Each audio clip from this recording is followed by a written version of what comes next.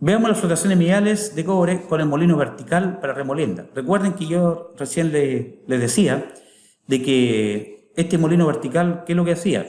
Recisionaba el concentrado Raffer y el concentrado Scavenger, en la mayoría de las veces. ¿Para qué? Para seguir liberando la partícula y seguir aumentando la ley del concentrado.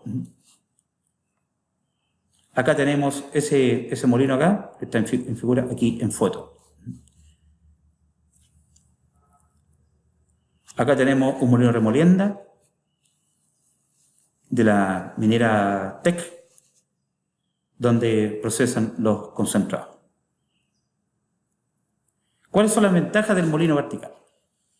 Economía en el consumo de energía que alcanza, fíjense, un 30-40% son el equivalente del molino de bolas, y por lo general aún mayores economías a una molienda más fina.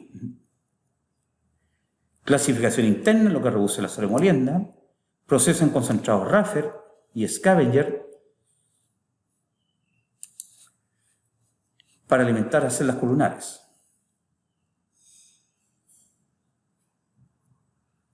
Cimentaciones simples y baratas, si ustedes vieron ahí la foto,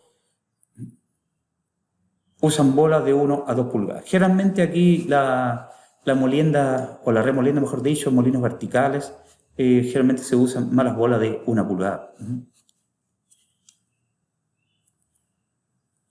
Ocupa poco espacio. En comparación con un molino de su instalación es fácil, con elementos simples. Bajo nivel de ruido en el área de molino, bajo 85 decibeles. Menor costo de operación, menor tiempo de tensión, mayor seguridad operacional, menos partes móviles, menor costo de instalación. A ver, ¿por qué mayor seguridad operacional? ¿Por qué? Porque esto está prácticamente, la parte del eje está totalmente adentro y todo lo por fuera es una carcasa. Al final uno ve una carcasa ahí que está emitiendo una bulla bajo 85 decibeles. Prácticamente estos molinos, entre comillas, trabajan solos. Las celdas columnares neumáticas,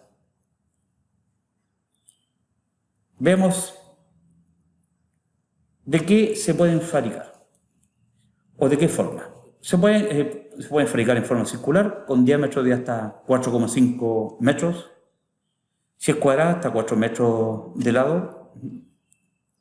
Rectangular, por ejemplo, son de 2 por 8 metros, 3 metros por 6 o 4 metros por 6 metros de lado. Por supuesto que dentro de las más usadas están estas dos. Acá tenemos altura de día 14 metros, la altura de las celdas columnares. Y ustedes se fijan, una gran cantidad de celdas columnares dentro de un proceso. Aquí tenemos 2 celdas columnares. Por supuesto que subir 14 metros no es tan simple. A veces en estas celdas columnares se les ponen escaleras en caracol. Se imaginan subiendo escaleras en caracol 14 metros. Acá la empresa les puso escaleras incluso con descanso para que la gente vaya subiendo ahí hasta llegar acá arriba. El ideal también es estar viendo estas celdas columnares, no dejarlas aparte, estarlas viendo cada una hora, si es posible.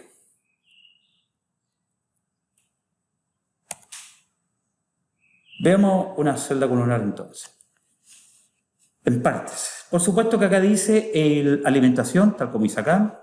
Me voy a ir a esta figura. Alimentación. La alimentación se dice que de la base hasta arriba, generalmente debe ser esta alimentación 2 tercios, a 2 tercios. Ahí la alimentación. Por supuesto que es recomendable la alimentación con la tubería, con la punta hacia abajo, ese cachito, o si no, en forma de martillo. Acá tenemos donde se vacía el relave. Por supuesto que está relave entre comillas, porque recuerden que estamos tratando concentrados de cobre, que son Raffer y Scavenger, ¿ya? Y aquí entonces no se va un relave de una ganga común y corriente. Ahora, esta cola yo decía, este relave generalmente se va a alimentar un circuito Scavenger. Acá se le agrega aire. El aire puede ser aire comprimido, por supuesto que hay que usar 2 compresores dos compresores, uno stand-by y el otro operando. Ahora, ese aire no viene directo a la celda columnar. El ideal es que ese aire que produce el compresor ya llegue a un acumulador de aire y de ahí recién se alimente a la celda columnar. También se puede usar nitrógeno. Acá están los burbujeadores que rodean, es un anillo, recuerden que esto es un cilindro, y este burbujeador rodea, ¿ya? Un anillo que rodea a la celda columnar por la parte de abajo. Y por supuesto que no un anillo común y corriente, un anillo que tiene unas agujas hacia adentro en forma radial y donde van produciendo el burbujeo interiores de celda columnar. Por supuesto que por acá arriba siempre va a salir el concentrado, que se llama concentrado columna, y acá tenemos el agua de lavado, que es sumamente importante. Ese agua de lavado es a través de esta barra rociadora que tiene, son generalmente tuberías de PVC, que son caladitos con unos orificios, y se le va agregando el agua suficiente para producir lo que más rato vamos a ver. ¿Qué es lo que son los Sparger? Dice, son generadores de burbujas en forma tubular con pequeños agujeros a través de los cuales se inyecta aire. Esas agujitas que van en el interior. Ahora, un generador de burbuja eficiente aquel es capaz de generar burbujas de 0,5 a 2 milímetros de diámetro con velocidades superficiales de aire de 1 a 3 centímetros por segundo.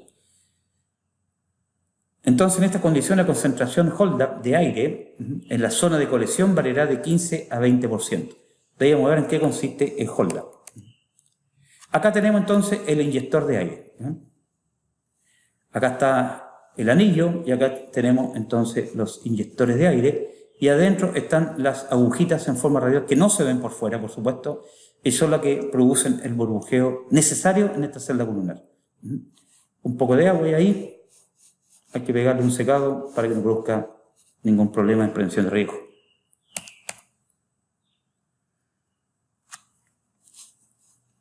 Tal como se ve, la pulpa se introduce a un nivel de unas 2/3 partes arriba de la columna, lo que permite aproximadamente 1,5 metros de profundidad para que se desarrolle el lecho espumante.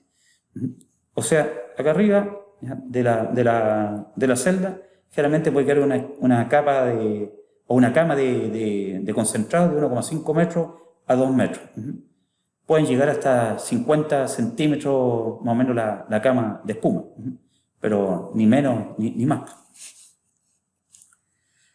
Tal como decía, luego se introduce aire, que es generalmente el aire comprimido, o otro gas que es el nitrógeno, cerca del fondo de la columna, mediante un rociador que produce burbujas de unos 1 a 2 milímetros de diámetro. ¿Ya? Aquí entonces está entrando la alimentación hacia la celda columnar, a los 2/3 de la altura de esta celda columnar. El agua, dice, se agrega al espumante con cuidado para lavar el concentrado a medida que sube por la columna de espuma. Las colas, tal como dice aquí, se descargan por el fondo de la columna usando una válvula moduladora o una bomba de velocidad variable para mantener el nivel de la pulpa en la celda, comandado por computador en la sala de control. Por supuesto, no es que llegue el relay de abajo y se descargue como loco. Entonces, ¿por qué? Porque hay que ir manteniendo el nivel de la pulpa dentro de la celda columnar. Lo que ingresa prácticamente del concentrado que viene de remolienda, más el agua que le estamos agregando el agua de lavado, eso prácticamente, esos caudales tienen que ser casi el mismo que está saliendo. No pueden superarse ni minimizarse. Bueno, tal como decía aquí, las limitaciones de la celda columnar son su altura, porque 10 a 12 metros, incluso alguna puede llegar hasta los 14 metros, y el diámetro cuando son cilíndricas, la actualidad algunas pueden llegar hasta los 6 metros de diámetro.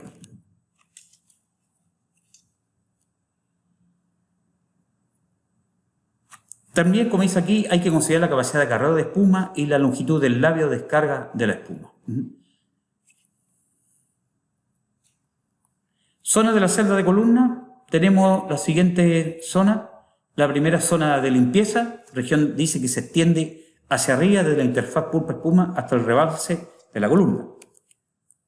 Después tenemos zona de limpieza, que es la interfaz pulpa-espuma, región de longitud arbitraria de la interfaz pulpa-espuma. A esta región se le asigna el espacio entre 0,15 metros de la interfaz, 0,15 metros por debajo de la interfaz. Ya vamos a ver la figura donde lo que estoy hablando yo. Ahí se explica mucho mejor.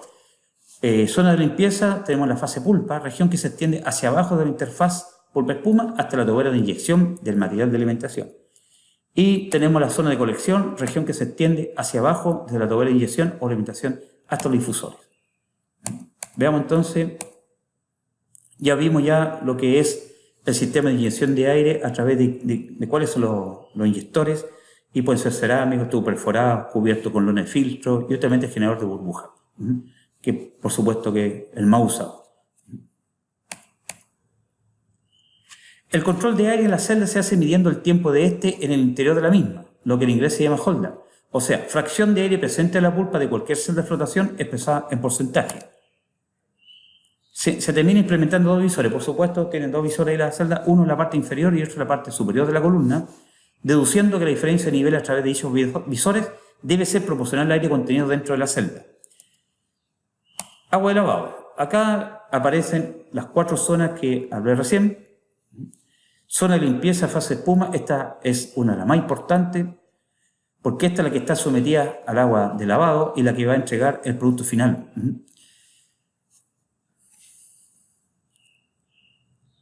Veamos las funciones del agua de lavado, o su importancia. Fíjense, formar el bias, la vimos lo que es el bias, mantener el nivel de pulpa y espuma.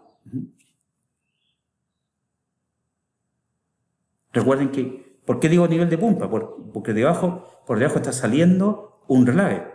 Entonces, si no tuviéramos agua, ¿no?, y solamente tuviéramos la pura inyección, puro el flujo del concentrado que viene de remolienda, esto prácticamente empezaría a vaciarse. Limpiar el concentrado, por supuesto, eso significa entonces que aumentamos su ley. Y lo otro, lubricante de las partículas minerales.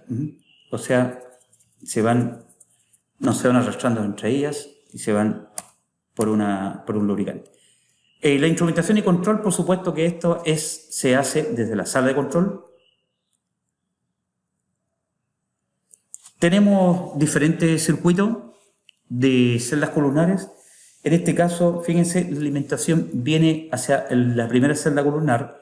El relave no se va a un circuito scavenger, sino que se va a un devastado que se llama, o sea, seguir gastando el cobre, ¿ya?, gastándose cobre, y al final sale con una ley de cobre más baja.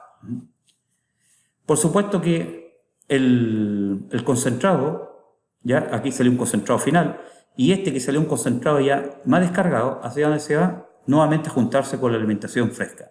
¿Que viene de dónde? Generalmente viene del proceso de remolienda. Entonces, este es el encargado de entregar el concentrado final, y este es el encargado de entregar el relave final de columna. ¿Hacia dónde? Hacia el circuito generalmente scavenger. Pero también podemos tener un circuito que es no en serie, sino que en paralelo. Entonces, cada uno hace su trabajo. En esta parte, hay que tener en cuenta, fíjense acá, cada uno entrega su concentrado final, pero acá, esto que está escrito acá es relave final, que lo producen estas dos descargas de relaves. La ventaja de las celdas columnares sobre las celdas convencionales, recuerden que las celdas convencionales son las celdas mecánicas, incluye lo siguiente: una metalurgia superior, por supuesto, porque aumentó la ley de concentrado, menos etapa de proceso. Ustedes vieron 2, 3, 4 celdas columnares, ocupan menos espacio por unidad de capacidad. Por supuesto, hay celdas columnares que son de 1 metro de diámetro, y como les decía, actualmente hay algunas de hasta 6 metros, ¿ya? Y si ponemos cuatro celdas de 4 metros de diámetro cilíndrica, estamos ocupando, y lo ponemos prácticamente las 4 juntitas, es muy poco lo que estamos ocupando de espacio. Exigencias de aire más o menos similares con la de una celda convencional. No necesita agitadores. Recuerden que una celda columnar es un simple tubo, que se le inyecta aire, se le puede inyectar un poco de agua, ¿ya?, por debajo. Por arriba, por supuesto, hay un spray que está cayendo ahí. Por lo tanto, no necesita agitadores. Y además hay que agregarle aire, que puede ser, como decía, aire comprimido o también nitrógeno. Logra incrementar las recuperaciones metalúrgicas, me refiero, aprovechando su mayor limpieza. Por supuesto que sí. El costo de inversión es menor que el involucrado en las celdas convencionales y por lo general su modernización es más fácil, mucho más fácil. La mantención también es mucho más rápida, más simple, más expedita. Consigue concentrados más limpios por eliminar los insolubles con el lavado de espuma. En la limpieza de cobre, por ejemplo, dice que se han reportado mejoras de ley de 2 a 4%. O sea, si de remolienda venía con un 28%, la celda columnar cooperó dando 4% más y entregando una ley de concentrado de cobre de un 32%. O sea, es un equipo bastante usado y muy bueno para obtener alta ley de concentrado y altas regulaciones metalúrgicas. Tal como dice ahí, la reducción en costo de operación con columna puede atribuirse generalmente a la carencia de partes móviles. Todo es fijo ahí, es un tubo, está trabajando. ¿Ya? Y recuerden que el concentrado que está acá arriba, que sale de acá arriba, cae en caída libre hacia el espesador. Prácticamente bombeos que se hagan ahí es bien raro que exista un bombeo cayendo del concentrado de cobre que está cayendo hacia la columna. Generalmente se aprovecha de inmediato con una tubería que alimenta el espesador de concentrado. Además, fíjense, se elimina toda la agitación mecánica. Y no hay agitadores, no hay estatores, no hay difusores.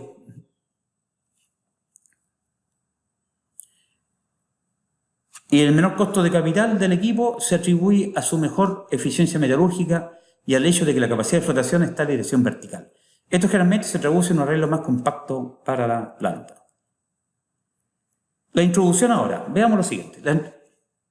Aquí está figura. Acá tenemos, voy a mostrar esta foto primero, donde tenemos el agua de lavado que está cayendo por estas tuberías que, como les decía, vienen con unos orificios por abajo y está cayendo el agua necesaria para el concentrado ir produciendo la lubricación entre las partículas, produciendo el lavado correspondiente, eliminando lo insoluble y subiendo la ley, por supuesto.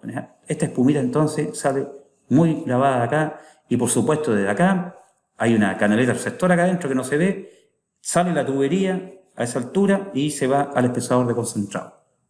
La caseta del operador para estar controlando aquí, sobre todo la parte del agua de lavado. Acá dice lo siguiente: la introducción del agua de lavado permite a la columna operar con un bias positivo, el cual asegura que cualquier partícula de ganga liberada será reportada preferencialmente a la cola de la columna. O sea, el bias positivo le dice que ganga tú tienes que irte por el relave. Ahora, bias dice es la relación que hay entre el flujo del relave y el flujo de alimentación. Este valor dice que es igual o mayor que la unidad por adición de agua de lavado. Nuevamente repito, o ustedes leen lo siguiente, es la relación que hay entre el flujo del relave y el flujo de alimentación. El flujo de relave, recuerden, el relave que sale por debajo, y que es un relave entre comillas, porque es de puro concentrado. Y el flujo de alimentación, o sea, lo que está llegando de remolienda. Recuerden a los 2/3 de la celda columnar y ojalá con el tubo ya con su punta doblada hacia abajo, no hacia arriba, porque hacia abajo le damos un poquito más de tiempo de residencia. El Holda, dice aquí, se define como el porcentaje de volumen en la columna usada por el aire en cualquier momento. Es su máximo 16%. Acá hay una fórmula para calcular entonces cómo está afectando el aire respecto de espuma a la altura de la columna. Entonces, ustedes calculen altura de espuma, supongamos 1,5 metros y la altura de la columna es de 14 metros, ¿cuánto le da? A ver si acaso se pasó del 16% o no. Entonces, el impending hold up de eficiencia dice para trasladar el concentrado al lado del overflow. O sea, no se tuvo el aire suficiente. Coalescencia. Recuerden que coalescencia es aglutinar gotitas y que se haga más pesado y se vaya hacia el fondo. Entonces dice periodo en el que no puede extenderse el hold up en una columna. En este punto las burbujas colapsan y se crea una caída en la recuperación. Las variables más importantes de su operación son flujo de alimentación respecto a la operación de la celda columnar, flujo de alimentación, flujo de aire, flujo de agua de lavado y nivel de pulpa y espuma.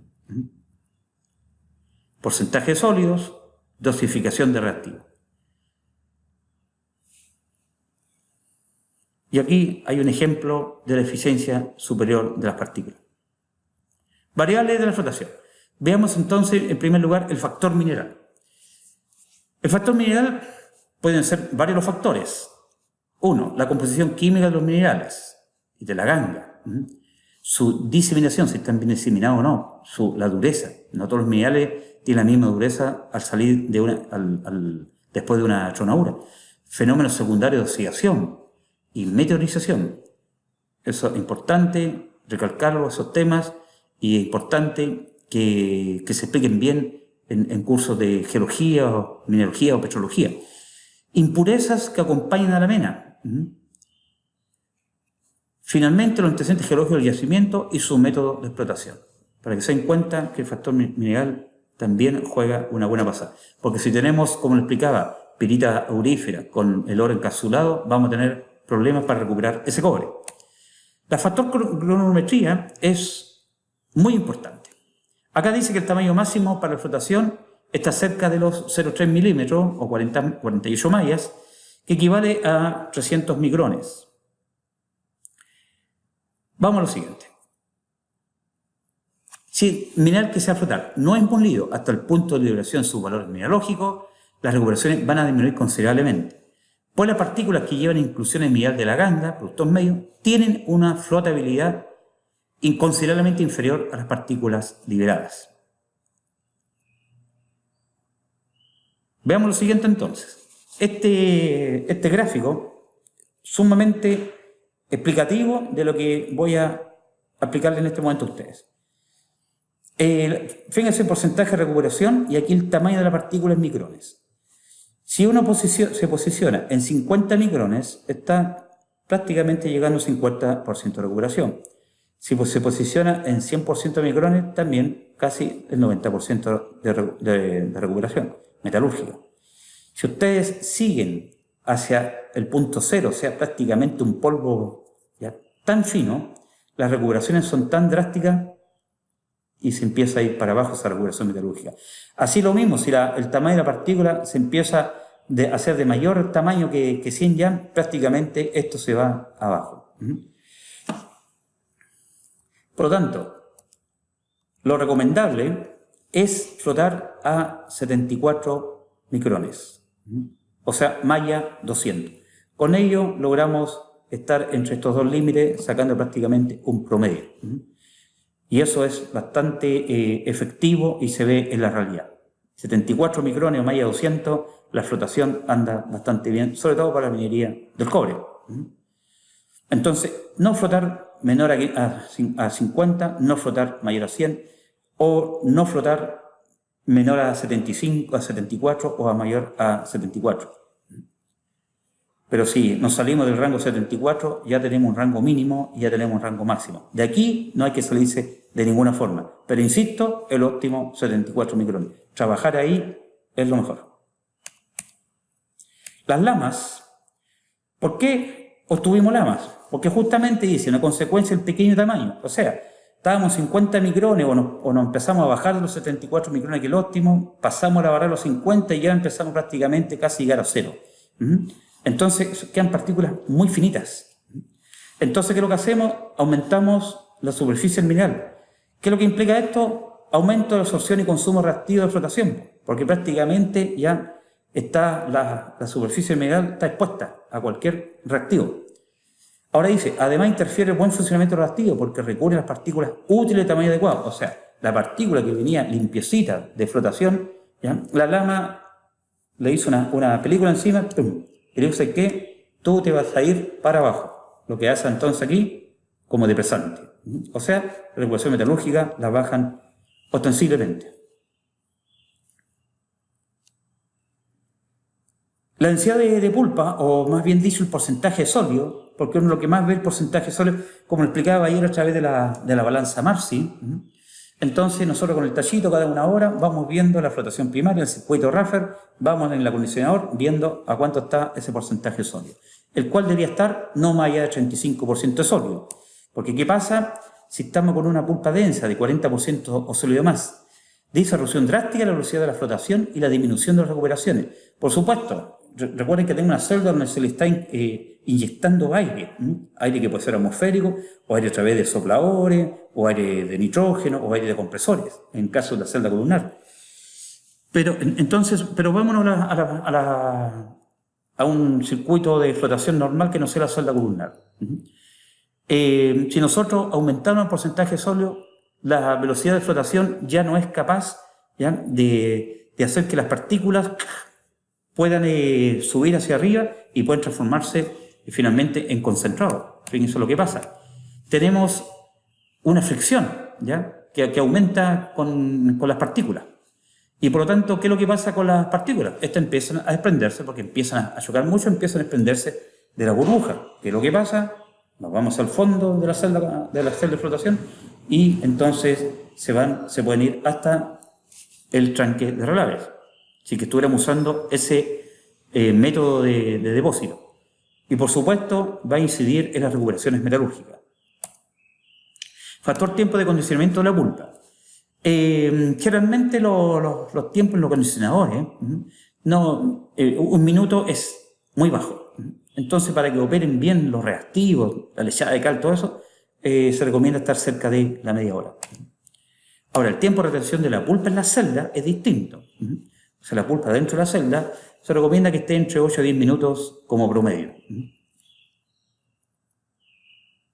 Acá tenemos un acondicionador, tenemos una celda de flotación con sus motores, etc. Y aquí, si ustedes se dan cuenta, están los reactivos. Lo que le decía, que prácticamente acá el sol en verano le está dando los reactivos totalmente.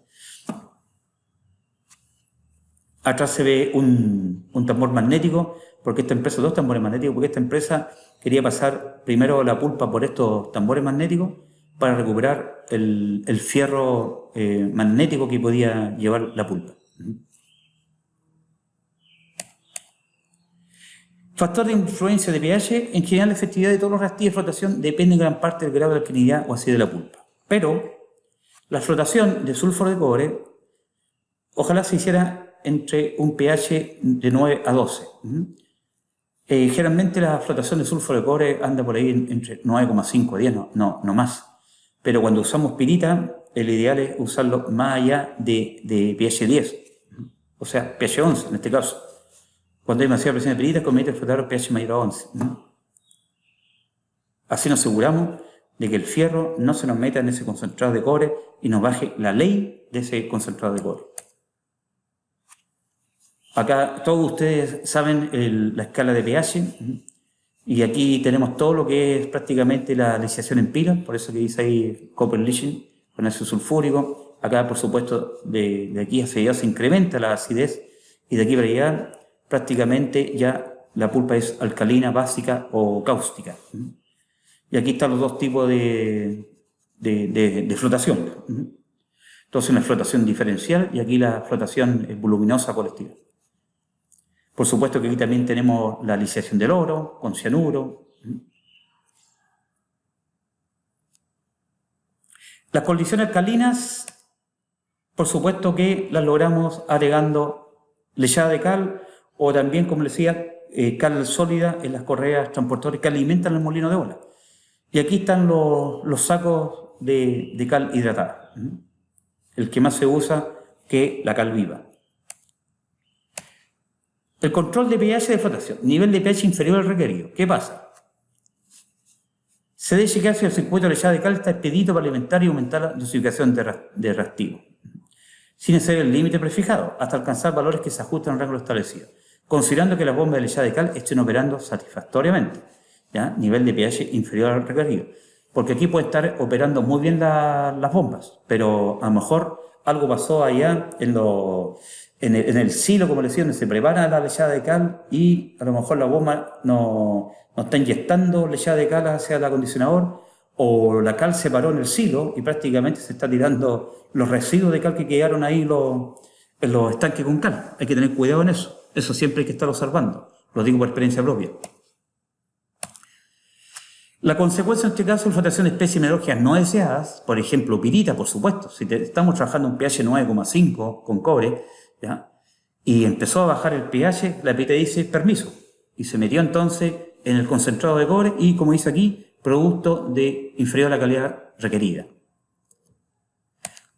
Nivel de pH ahora superior al requerido, entonces se debe reducir la oxidación deslizada de cada circuito. Aquí, por supuesto, puede estar, generalmente más se le pide el flotador porque él tiene que ir con flotación, pero si él no está, ojalá que el molinero apoye, el muestrero o otra persona, ¿ya? Y la disminución debe ser tal que permita alcanzar niveles de pH que se ajusten al rango prefijado. La consecuencia en este caso es mayor consumo reactivo cal y por ende mayor costo operacional. Además, que con esa cal que agregamos de sobremanera, ensuciamos la espuma, la volvimos amarillenta. Acá tenemos entonces una foto de una minera acá de la región donde estaban operando un pH de 9,5. Perfecto. Estimados estudiantes, espero que los conceptos que han ido adquiriendo a través de estas 3 clases sean de su agrado en primer lugar y además recuerden de que estos 3 cursos,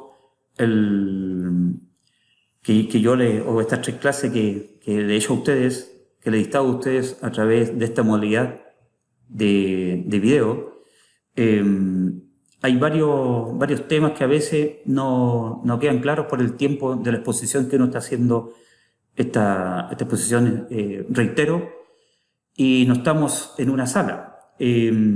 Por supuesto que todos los temas que no hayan quedado claros, los cálculos metalúrgicos que hay que hacer, formulismo que hay que aplicar, por supuesto que lo vamos a usar, lo vamos a aplicar en un cierto momento, para que ustedes tengan el conocimiento apropiado. Soy muy insistente, eso sí, en los conceptos. Un buen ingeniero, un buen técnico, tiene que tener los conceptos bastante claros. Lo que el concepto de flotación, en qué consiste la flotación, cuándo es hidrofóbico, cuándo es hidrofílico, el NASH, por qué, en qué caso se puede usar, como activador, como depresor, la cal, si usamos en exceso, si no usamos en exceso, el pH, en qué nos afecta en el proceso, la granulometría del mineral, fíjense en qué nos afecta en el proceso, el porcentaje sólido, el tiempo de acondicionamiento, el tipo de la molienda, si le hicimos bien o mal, el chancao, si acaso los rangos de granulometría no fueron los óptimos para el proceso de molienda, no logramos la liberación en el chancao, en la molienda, ya es tarde ya en la flotación. Entonces, un buen jefe turno tiene que tener bien claro, fíjense también lo que yo le decía, el tipo de espuma, el ruido de la espuma, el color de la espuma, porque hay celdas que a veces se quedan en blanco. Entonces, chequear lo que está pasando ahí en el acopio de mineral. En otra oportunidad, entonces, vamos a seguir viendo otros aspectos metalúrgicos y los dejo descansando a ustedes. Estudien estos apuntes que les sirvan bastante y después los vamos a aplicar, por supuesto, en alguna prueba por ahí. Así que tengan un buen día y ojalá todos los días sean mejores para ustedes. Hasta luego, que estén muy bien.